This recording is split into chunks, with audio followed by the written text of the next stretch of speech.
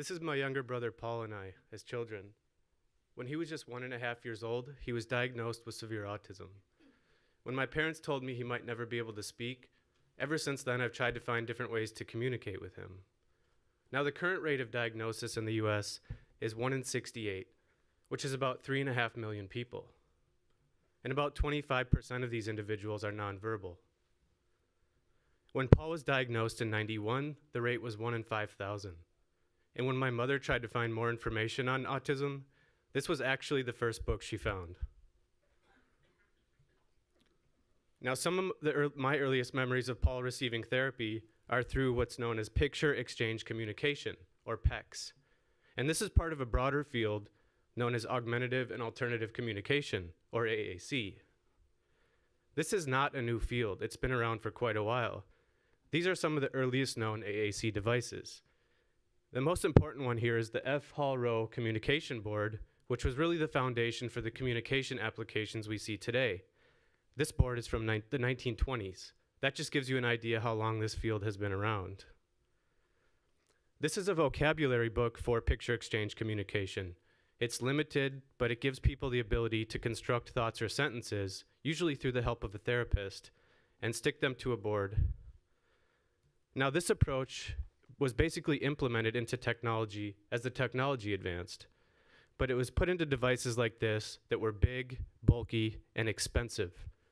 This device was $7,000, and one my brother had growing up was over $10,000. So when the iPad came out, there was hope for more affordable solutions.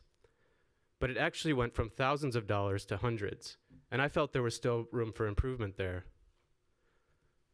One of the biggest insights I had through this process was this idea that having a communication device doesn't make you an effective communicator, and really that these devices and apps weren't designed with the user in mind.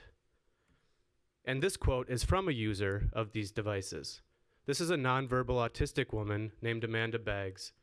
And when she says, "It's only when I type something in your language that you refer to me as having communication." And that really hits home with me because I think about the ways that my brother and I connect, even though he doesn't speak. I call him on FaceTime. Once in a while, he makes eye contact with me and smiles. I speak to him, and I know that he's listening, that he's fully aware. And we even get the whole family involved. This is a Hangouts chat with my whole family in different places across the country, although my parents are actually in the other room.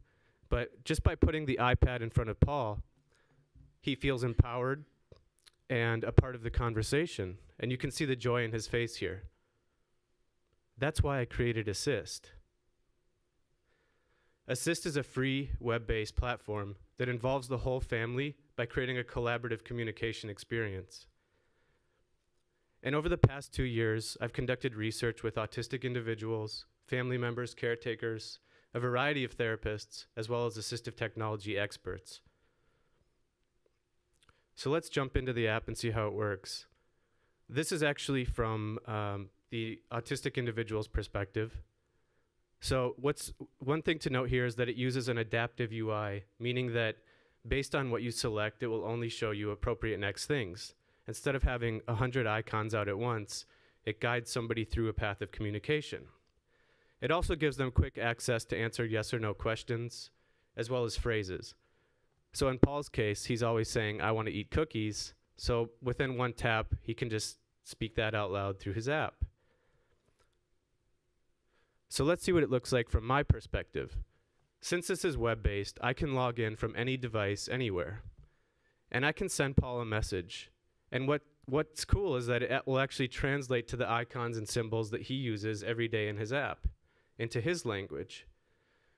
So even though I'm typing and he's getting the icons that he uses, he's actually able to type back to me just using icons. And that's something that the current apps do not support. I can ask him how his day's going, and he has the power to reply, and we can actually have a conversation this way. So the other thing to note here is that every piece of the UI is fully customizable. I can toggle into Paul's account as an admin, me or my parents, and I can change everything from the navigation, the visual, and also the chat options. For instance, if I go into wayfinding, I can change whether it's text, icons in text, or icons only. And in Paul's case, he doesn't read, so he usually just navigates through icons. So I've set it to icons only here. And jumping back into Paul's app, you can see he's able to actually type and construct thoughts or sentences just using those icons. So again, he's typing out something that he commonly says, which is, I want to eat cookies. But beyond making simple requests for what he wants, the key here is that he has the ability to chat with me, like I mentioned earlier. So if I've sent him a message, this is what it looks like from his perspective. He can see that I've sent him a message. It will speak that out loud for him, and he has the ability to type back using the predictive chat feature, which will suggest appropriate next things to say. And he also can just use the navigation that is exactly the same as his app that he uses every day. So when I think about how this could be used beyond just talking with the family, I think about Paul and his friend Marcus. They've known each other since they were young children. They've been in all the same special ed classes together, and they go to work every day with other disabled adults. Marcus actually sends Paul voice notes on his iPad, and he listens to them and laughs, but he doesn't have a way to reply back to Marcus. And I just think about the opportunity for Paul to be able to text with his friend, just like you and I do every day. But currently, he doesn't even have a way to do that.